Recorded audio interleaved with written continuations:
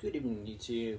I just wanted to make a quick video tonight to commemorate the life and music of Nick Drake, who sadly passed away on this day in 1974, so 44 years ago. I thought I'd show my little Nick Drake collection. It's not very big, it's only four things, but I'm just starting to get into collecting Nick. So, first off, we have Pink Moon, which is Nick's final album. Absolutely phenomenal record, and it's perfect to listen to on a cold, rainy autumn afternoon or evening. And it's one of the best albums of all time, I think. Next, we have a couple books that I recently got. First off is Nick Drake, the biography by Patrick Humphreys. I haven't had the chance to read it yet, but I've heard good things about it.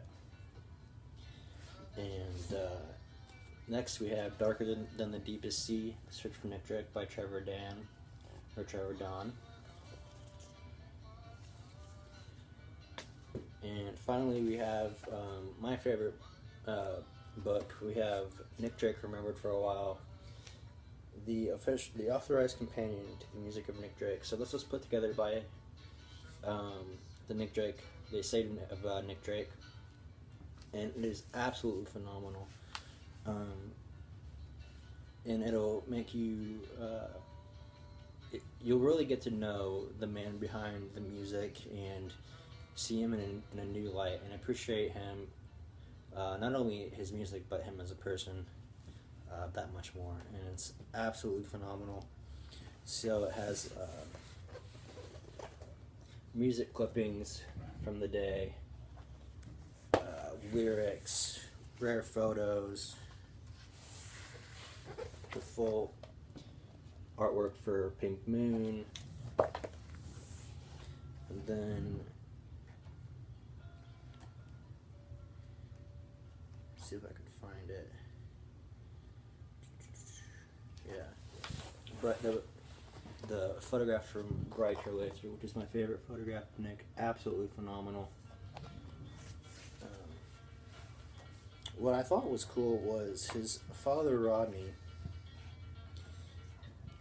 wrote a diary from March 1972 to November 1974 when Nick passed. So I'd like to read the last two entries from November, or the last three, I should say, from which, so the last 2 days that Nick was alive on this earth. Saturday, 23 November 1974. A good day for Nick. A guy phoned in the morning and asked him to lunch at Carpenter's Hill. He accepted. We had fears when it came to the point that he wasn't going to make it, but after a couple of false starts, Molly suggested he might like to borrow her car. This sparked him off a bit, and he strode off to his car and off he went. At 4:45, Guy phoned to say Nick and the girls were walking over for tea, and sure enough, they all arrived at 5. Guy said on the phone that Nick had been fine and talking a lot, but he was very, very silent with us. Guy came with car at about 6 p.m. and took them all back with Nick, who he had asked for supper. Sunday, 24 November 1974. Nick apparently only just got back before us last night, so he was fairly late. However, he was completely silent this morning and wouldn't answer when we asked him how he got on. But just before lunch, he did open up a little, pacing the drawing room floor and saying what an extraordinary chap Guy was for getting people to do things. In the evening, he would not stay with us at all, but went up to bed early, having been out and back through the music room outside door once or twice. Monday, 25 November 1974. Na had looked in on Nick at 11:45, found him lying across bed, and called to Molly. He went in and found him dead. After desperate phone calls, we got Aykroyd, and shortly after an ambulance, which of course was too late as Aykroyd had declared Nick dead or Nick to be dead, and have been so for some hours.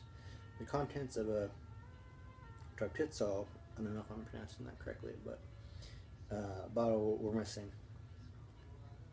The worst day of our lives. So ends in tragedy, our 3-year struggle. So this is Rodney Drake's diary from March 72 to November 74 is it's a fascinating insight to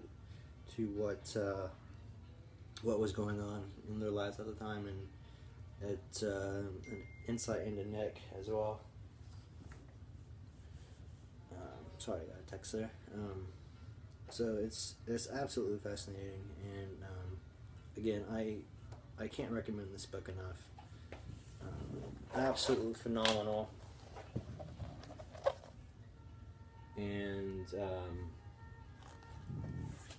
yeah. So thank you, Nick Drake, for the music, and wherever you are, rest in peace.